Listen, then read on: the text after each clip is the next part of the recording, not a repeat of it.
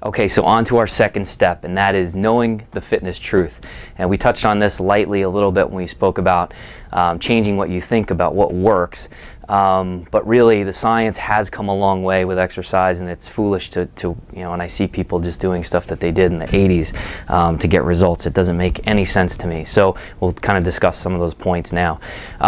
Training muscles, not movements. Right? It's a much more efficient way to work out, number one, so you're going to save time, and two, you're going to train the body the way it moves in life. Right? So if I'm sitting in a chair pressing weight, there may be some of the population that may still need to do that, but I think if you're healthy and you're moving well, you've gone through a movement screen and you clear out okay, I think it makes a ton more sense to be up on your feet doing squatting, lunging, deadlifting. Although that sounds really scary, it's definitely not. It's a very, very safe exercise if done correctly.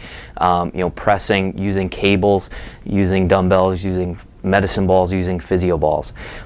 This is a way to train the body so that you can get stronger for life's activities. And too many times people get strong and they add maybe a little bit of strength and power to movements that really aren't ready. The stabilizing muscles, the mobility in the joints really isn't there to be able to control that strength and power, and that's how people get hurt.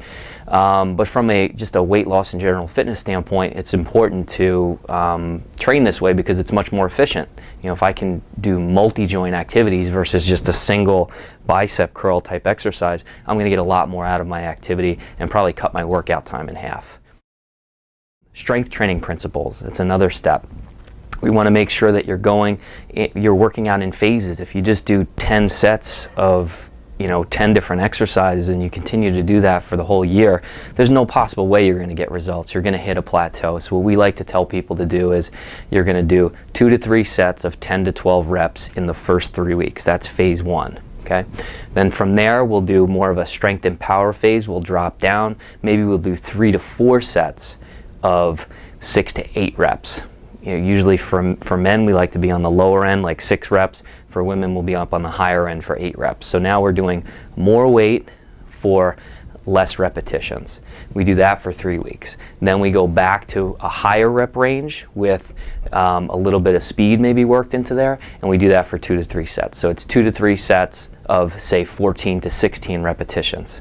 Okay, so now we go from there, we'll go back to our original pairing, which was our phase where we did 2 to 3 sets of 10 to 12 reps. So you're constantly changing your rep ranges. A lot of times people say, oh, mix it up, and people think that's do different exercises. Yeah, you can change the exercises up to keep yourself mentally prepared, but it's really more about the physiological changes that happen when you're changing your rep ranges and changing your weights.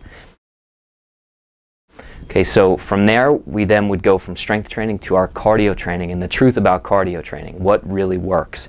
I'll tell you what doesn't work, and that's what most people think, is that they have to come in here and just burn a ton of calories.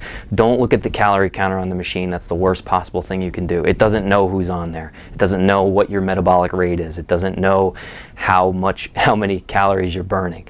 So I like to get people away from that and start to think more about interval training, getting their heart rate up and down. What that does is it's going to give you what's called EPOC. It's the excess post-oxygen consumption after exercise. So what happens is you're going to increase your metabolism maybe 3 to 4 hours after doing 15 minutes of work. Now, you can't do that every day. A lot of times people come in, they'll do spin class every single time they come into the gym. That's probably not the way to do it either, because what happens is your body thinks it's working out hard. It may feel like you're working out hard, but you're actually working at a much lower intensity and you're not getting as much out of it. So I'd rather see 2 hard days a week, 2 medium intensity days a week, and 2 recovery days a week. The recovery days are like 30 to 60 minutes, light intensity. Usually we cycle through, we'll go a medium intense day, an interval day, and then a recovery day, and then you cycle through that again over and over again. If you don't recover, go easy on your easy days, you're not going to be able to go hard on your hard days, which is going to definitely hinder your results.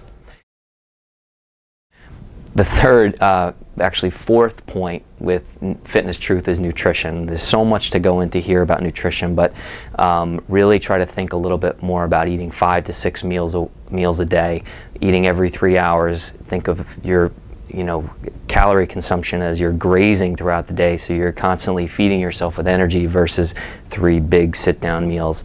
There's a lot more to nutrition, and we're going to go into that a little bit deeper on some videos down the road, so you'll be able to have access to that. Recovery and regeneration, that's kind of tied in with nutrition. There are certain things that you can do with soft tissue work, with flexibility work, with getting enough sleep. We like to give our clients, our sports performance clients and our boot campers, sheets to take home. So they fill out every single day how they feel when they wake up, how sore they are. It's the only way that we can gauge how much we need to cut back on their workout or add more to their workout. If a client comes to me and says, I'm feeling really tired, I'm not getting results, I'm not losing weight, and they aren't filling out these sheets, I really don't know what we can do to change, because I don't see the trail. There's no kind of trail of breadcrumbs leading me up to this point. So that's a big piece, always having those logs being filled out so we can look back and tell what that person needs to do to make a change and get some more rapid results.